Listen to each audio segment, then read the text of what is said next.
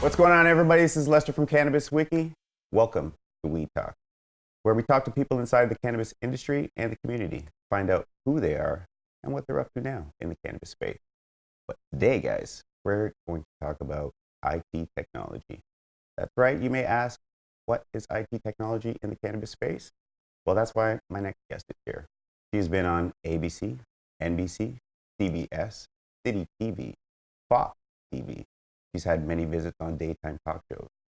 She is the author of IT Scams, How to Avoid Being Ripped Off by Your IT Guy. She holds a Bachelor of Science degree in physics and chemistry. She also has been awarded the Most Advanced Women in Technology at this year's 2019 Grow Up Conference, Expo, and Awards. Cannabis Wiki's hashtag winners and icons. Guys, I give to you Barb Paluszkiewicz. Wow, thank you very much for that introduction. I have to make sure that I live up to everyone's expectations now. Oh my gosh. never mind. There's things I've left out. I just couldn't retain it all. Lady, you've been all over the industry. I know, it's been quite the ride. Everything in this industry is happening so quickly, and everyone's expected to quadruple within the next 5 years. And when businesses scale, they always rely on technology to help them out. Definitely something that's probably underthought of because everybody's always thinking about the money first, right? So let's start at the beginning. So what university did you attend? I went to Brock University in St. Catharines. Wow. Yeah, I'm Niagara born and raised. I went to Lakeport High School, aka Lake Pot, but I was on the rowing crew. That's what they called it. It was nicknamed. Serious? Yes, it was. Oh my God. So that was going to be my next question. What would you say was your thought back then on cannabis? Because we know the stigma and it was illegal back then, but what was your opinion to it back then? I didn't have an opinion. I didn't think neither here nor there. As I was growing up, it was all about work, school, and education. That was it. I come from a single family home, so I was raised by my mother and my grandmother, and they were great parents. I didn't long for anything, but they gave me a very good work ethic, and they always said, get an education, because that's one thing that no one can take away from you. So that's pretty much all I did. I rowed. I rowed on the Junior Canadians national team when I was in high school, so that was quite the accomplishment. Yeah, I've always worked. I've worked since I was 14 years old. Actually 13. I lied about my age and said I was 14. So I could get a job, and I'm turning 70 next week, though. I was just going to jump out of what are you talking about? So yeah, I've always worked, and then I went to university. And while I was in university, I was studying chemistry. And then I realized that if I took a couple of more electives, that I could get my physics degree too. So quantum physics was actually my highest mark in university. Wow. I still don't know how I did it. It's a big joke. I don't think, I still can't believe it that it happened. But I was watching a thing on TEDx Talk the other day where it talked about cryptography and quantum computing. And I was just like, okay, why do I understand this? How do I understand this? I was like, okay, it must have been seated really good by my profs at university. My gosh. So, science. Yes. How did you get into IT? Ooh, well. Like the direction changes a big jump. It is. What happened is my first job out of university, I was actually working in Niagara, and I was working at a winery at Hildebrand Wines, and I was actually working in the lab. And then what had happened was I wanted to get into pharmaceutical sales. So I was constantly applying for employment opportunities. I actually did end up getting hired by a pharmaceutical company, and when I was hired, I remember faxing back my letter of acceptance, and then I got a phone call that said that there's a hiring freeze because fen-phen and redox were taken off the market. and this company that had hired me, they were a prime supplier of this drug, which was a diet drug. Okay. So I had this time on my hand, and I went on vacation. So I was like, okay, well, I took some time off here because I thought I would have this full-time job as a pharmaceutical sales rep, and then work in the winery on the weekends, because I was still doubling up. Yes, it was doubling up. I was in my early 20s, and so what ended up happening was I went on vacation, and I came across people that were working in the IT industry, and they were asking what it was that I do, and where do I see myself in like 10, 15 years. And this was all just before the .com bust. Okay. And they said, you should really look at getting into IT. And I was like, okay, I'll think about it. And then because there was this hiring freeze that I was on, I was still working at the winery. And then one day I got a call, and they said, our company is hiring salespeople. Why don't you come in for a job interview? And it was a private vocational school. And I just said, okay. So I went in, and then 6 interviews later, I was hired. And I was hired as an admissions representative for a private vocational school. So I was selling IT training courses to people who were looking at getting into the IT space. So whether they were looking at the time, I'm going to be dating myself, looking at getting their CCNA, their Novell, their A+ certification, MCSEs and Microsoft certifications. They were just being talked about. They were still in the syllabus as to how they were going to deliver. So that's going back quite a fair bit. So I worked as an IT sales rep for a few years, and then afterwards my company ended up being bought by an American company. Once it was bought by an American company, it wasn't too much longer that I ended up being impacted, which means that I got a package. I was invited to leave. They were moving my job because it was a commission-based job, and they were changing it to salary, and I didn't like the new compensation plan, so I was holding off, and I was trying to negotiate, and that wasn't working, and they basically said, are you in or are you out? Right. And I was like, they're like, well, let me help you make the decision.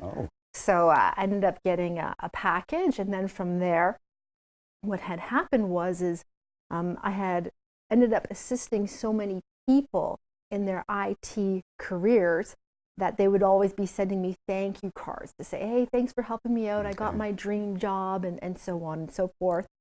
And then Jason at the time, which is now my husband, he was always hiring people to do projects because he had started JP Consulting, which was like an IT company back in the 90s.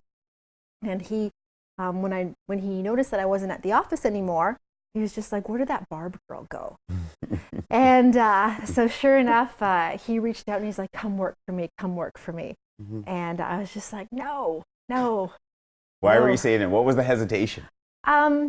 He was just a small 1-3-man shop, a small office, and I was coming from a corporate background that had lots of structure, had lots of processes and procedures, and I was high on myself. Like, you know what, I knew that what I was good at. I knew that I had a lot to offer. I was professionally trained. I was educated. I was experienced in IT. And I didn't see myself as a person who was just starting out in business or starting to help someone else out in their business. I thought I was going to go get another C-level job type place someplace because I was young, right? And I knew everything. Right. You're feeling good. I was feeling good, yeah. Right. So what happened was he kept, for lack of a better word, kept pestering me. And he was just like, come on. So sure enough, when one day I just said, okay. Like, you know, so that was it. And the rest is history. We started working together.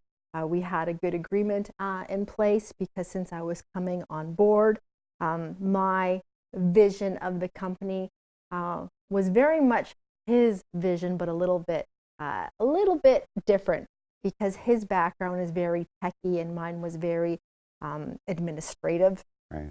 and salesy, and I was familiar with operations. Perfect mix, sounds like. It is. It really is. Like 20 some odd years later, it worked out to be for the best. Mm-hmm. So went from JP Consulting to CDN Technologies, and we've just blossomed and grown since. So now I'd like to say that all my successes are my own, but they're not. We have a great team, just like you guys do.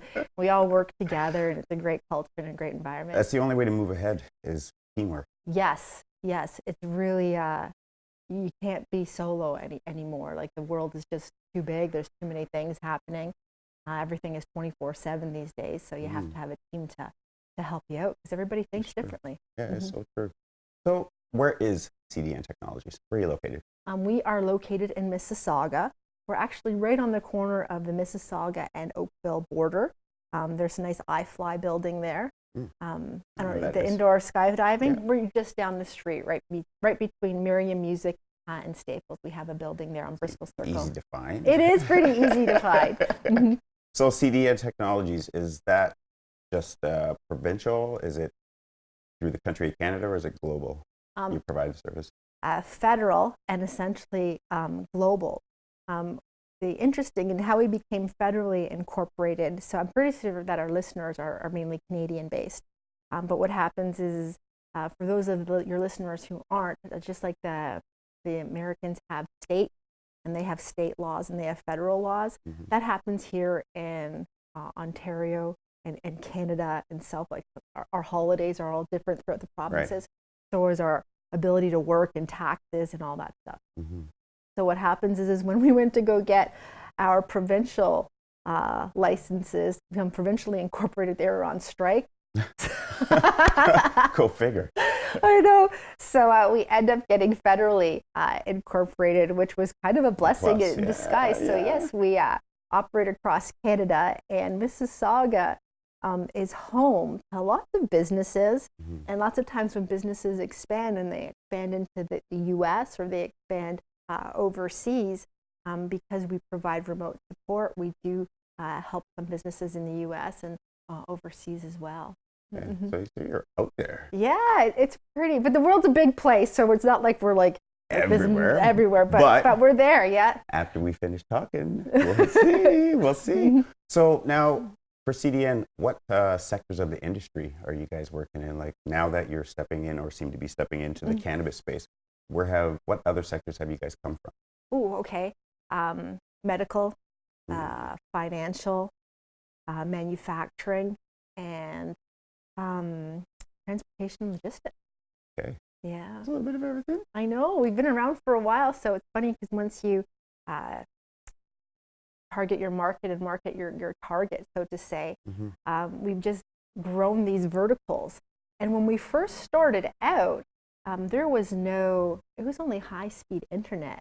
When we first started out, one of our services that we were offering is like, internet is now available in your area. Call us to hook it all up. Like, this is going back like a long time. So you'd have these offices that would have like a couple of people, and they'd have like 2 computers, and they'd go to hire another person, and then we were canvassing door to door, because it wasn't like everybody had internet access there. So it was all yellow pages, and then they just say, can you make these 3 computers talk to each other? And back then it was like peer-to-peer networks. And then as they grew, then they'd need a server.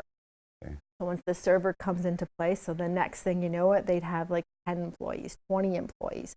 So we've had customers with us for a very long time, and ones that we've grown from like 2 computers to over 100 computers. And as you scale and you grow, there's all these little beautiful things that happen, as well as nuances that happen that you just pretend don't. Right.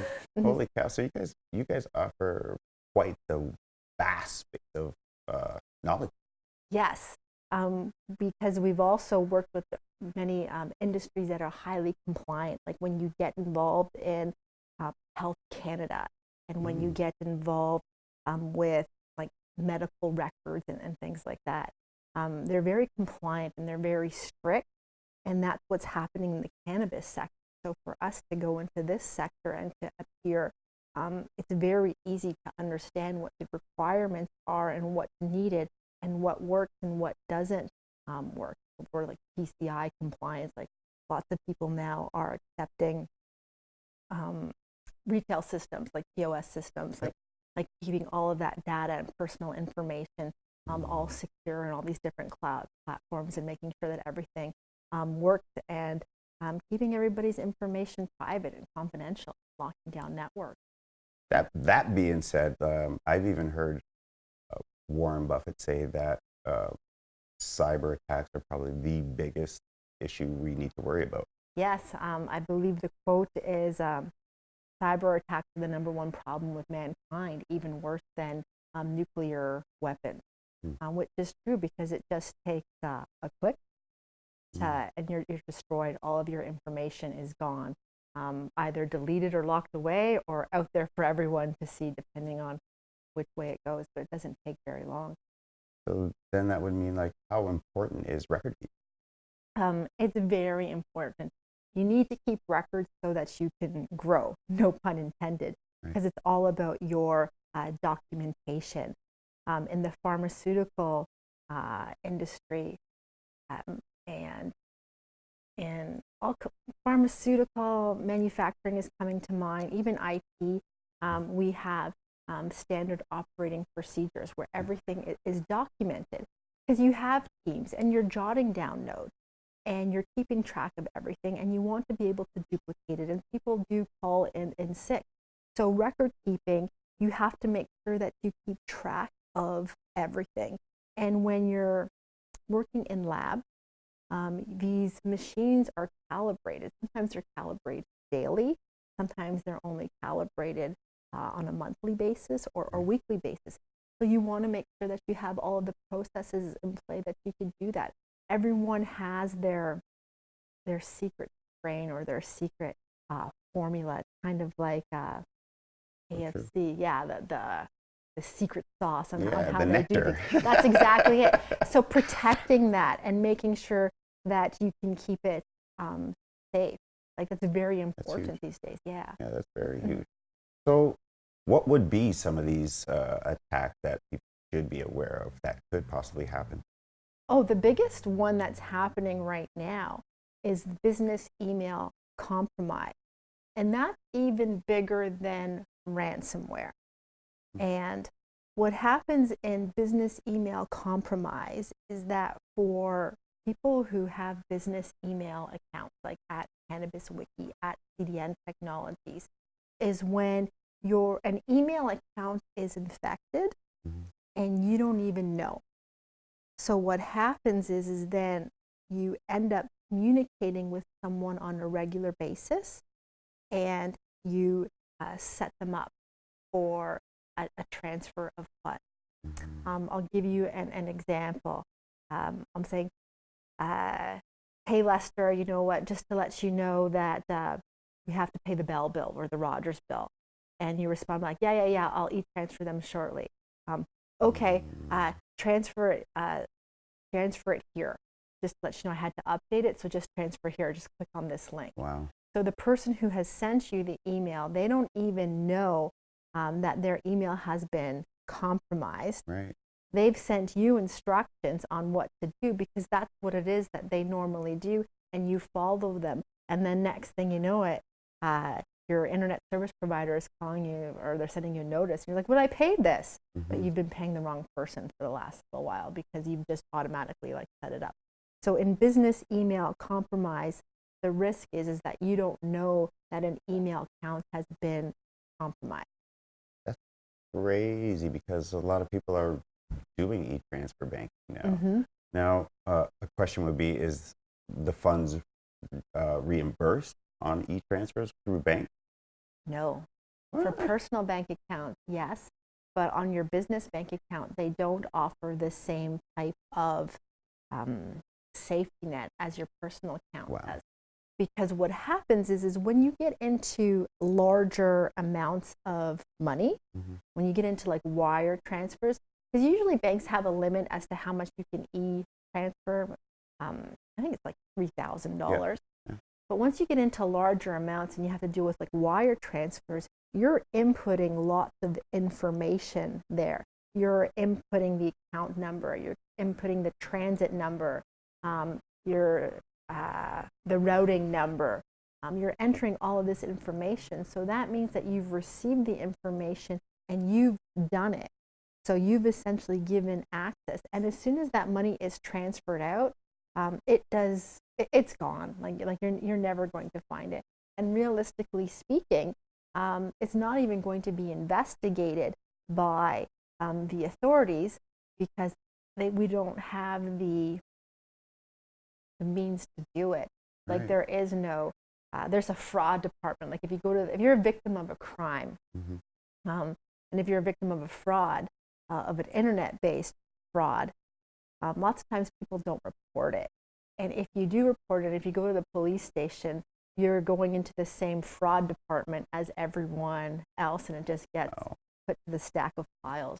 That's there. It's not really something that it's a prominent issue, but it's a whole like it is what it is. If you look at the fine print, you're at the end of the day you're responsible. Crazy. I hope you guys are paying attention because that's a big ins. Because ransomware, I heard, I thought was at the top of one of the biggest problems to watch out for. It is a big one, but the new and improved is business email compromise. So there's lots of tools that you can use to ensure that doesn't happen. One of the simplest and the easiest ones is employee training, making sure that they're aware of internal threats and external threats. Like if you are authorizing someone to transfer money and they've received an email that says to transfer it to this, call, ask them, walk over. I know that lots of people work remotely and so on and so forth, but you can still go old school and pick up the phone instead of texting. True enough. And asking if it's legit. Yeah, simple old answers. Yes. So another big thing I've heard about it, I know nothing about it, the dark web. Oh, okay. Have you seen Ralph Breaks the Internet? No. Okay. I just recently watched it. It just came out on Netflix. Okay. And they have an excellent scene in there when Ralph goes to the dark web and he tries to buy a computer virus. Because that's what happens on the dark web. There's lots of nefarious activity. And what people don't understand is that the surface web, the web that we see, like the Google, the MSN, the Reddit, that in actual fact only counts for 4% of the information that's out there on the worldwide web. If you think of an iceberg, like only 4% is above the water line and all the rest is beneath it. Underneath it. Exactly. So if we hit the water line, the next section is called the deep web. And the deep web is where there's lots of databases, like your government databases, your medical records, your financial records, your educational records, like all kinds of record keeping and databases. That's the deep web. So you want to make sure that that's protected as well.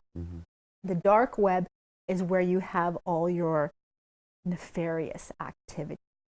So in the dark web, that's where you're going to have your human trafficking. That's where you're going to have all of the breaches that we hear, like, the Marriott, the Netflix, everything. That's where all of your information ends up. So you want to make sure that your information isn't there, because the people that access the dark web through Tor websites and Tor search engines, they do it anonymously. Like if you watch movies, like I'll think of the Die Hard one, where they have the latest one where Bruce Willis is with the young kid, and what happens is when they're trying to figure it out and you see all the chains going back and forth as to location of where they are, and they're in Ireland, they're in Australia, they're in British Columbia, and they're bouncing all over. That's because of Tor websites and search engines. You want to stay anonymous, so they're blocking the address as to where it is that they can come from. So it's a scary place to be. Nothing good happens there. That's crazy. So for the average person, we're only seeing 4% of what's online. Yes. Mm-hmm. And like average person usually hits social media, Facebook. This is where like your Instagrams are, all of our company's websites, everything that's on the www dot whatever. Like we're hitting it with our tablets, we're hitting it with our phones, so on and so forth. And then when we go into private areas where we keep all of our banking records and financial documents, that's your deep web. And then the dark web is what you don't want to be associated with, because it's all it's all nefarious activities. It's your human trafficking, very secretive. Everybody stays anonymous, and it's there on purpose, and it's all very, very big. So what else is there about CDN Technologies that we haven't touched on? Oh my goodness. We can go through the whole book if you want. I don't want to give them too much, Barb. I just want to make sure that they understand the importance that you deliver for services in the cannabis space. I think that the biggest thing in the cannabis space is that if I can use my industry as an example, it wasn't too long ago where technology was the new kid on the block, where if you were a successful technology company, you were going to grow, because the predictions for the cannabis space is it's going to quadruple within the next 5 years. And I was reading a stat yesterday that currently right now it's at a $10 billion industry. So for it to quadruple by 2024, it's going to be an over $40 billion industry. Right. So the best thing to do for companies that are looking to make a career, looking to make an impact, is to do it right the first time around, and not to cut corners.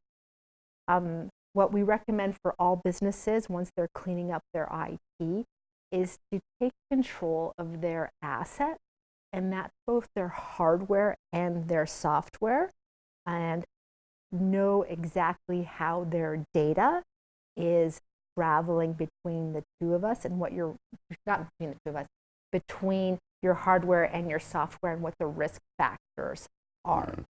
Because what happens, even your data that's in motion, like on your mobile devices, because what happens is, for the most part, everything that's tangible is insured. Okay, like this is replaceable, the couch is replaceable, you have insurance. Right. But your data, you need to make sure you know where it is at all times, and you have to make sure that's protected. So after you've done an inventory of all of your computer hardware, your software, and what the most critical aspects of your network are, the next thing to do is back up to make sure that you have a copy of it, and not a file-based backup. Because a file-based backup is for residential, it's for home use, like it's for pictures. Right. It's not for business. Because for business, you want to make sure you have an image-based backup. You want to make sure you have a backup of the operating systems. You want to make sure you have a backup of the software, including all of the files, because you want to be able to have an image of how it's all working together. So in the event you have to do a restore, like in the event, whether it's a natural disaster, like a flood, an electrical shortage, a power outage, or unexpected. That's exactly unexpected. Or in the what if someone accidentally clicks delete? Like they're playing computer guy and they accidentally click delete. How do you go back and get it? You want to make sure that you can restore it really fast, because when it's not working, nobody's working, because we all type work on our computers all day. Right. And you want to make sure that you have a backup that is non-corrupted and that it's usable. So in a proper business continuity system and a proper backup systems for a business, you'll get reports and screenshots to make sure that your data and files, and operating systems and software is there. So you want to make sure you have a good backup system to play. The last thing that you want to do is also make sure you're training your employees. You teach them how to do their job. You also have to teach them to be safe. Like, when you go into places that manufacture food, there's always these WMIS sheets there, Mm-hmm. and any type of like project management on how to stay safe. You know how to use your equipment, Right. because you don't want a disaster to happen. And accidents do happen, but you want to be able to stay safe, and you want to make sure that you're keeping your people safe. And if you keep your people safe, you'll keep your business safe. Right. So by keeping your data safe, by training your people to keep your data safe, you'll keep your business safe. So that's the other thing. And that's what happens when you're compliant. You're taking all of those things into consideration, Right. and you're keeping your business moving forward in a positive direction. You're growing, and it's all good stuff. I hope you guys have taken all this in. Barb Paluszkiewicz, Thank author, you. IT Scams. Guys, read the book. It's a good read. That's one thing I want to say before I take off out of here. I went through the book, and I couldn't believe the way you've written this book. You give the reader so much power. Thank you. The information of allowing them to even check you out and the services that your company's providing, but it empowers them to actually take it anywhere else. That's incredible. Oh, thank you very much. Where it all stemmed from is that the IT industry isn't regulated, and everybody has a guy, everybody knows a guy. But what happens is when things go wrong, where is that guy? You want to make sure that you have someone there 24/7, 365 who can support you. Okay, so where can they find you online, Barb? They can reach me at cdntechnologies.com, and they can also go old school, and they can call me, 905-542-9759. So you also have a podcast. Yes, No Tech Talk, and that's KNOW. And what it is tips, advice, and consulting for your business's IT. And lots of people take notes. And what I say is, if you're taking notes, Paluszkiewicz is spelled the exact way it sounds, Paluszkiewicz. I love it. I love it. We also have a podcast. Maybe one time we can get you to come on. Oh, I'd love to. That would be great. And we could also reciprocate. We'll see if the tech world is interested into the cannabis world. But I would love to come on your podcast. There's a lot of things that I've listened to, a couple of them. Mm-hmm. And one thing that I found interesting was value. Yes, thank you. Mm-hmm. That was huge. The way you explained, even oneself, how they should portray their value. Yes, because what happens is when you're offering IT services and IT support, you're doing it to help another business. And once you have good IT, it does establish value for your company and for yourself, because you're keeping your data safe and you're staying organized and neat and tidy. Excellent. Excellent. Guys, from Cannabis Wiki, it's Lester here. Barb Paluszkiewicz, author of IT Scams. Keep it locked. Look out for more videos from us. We'll see you soon.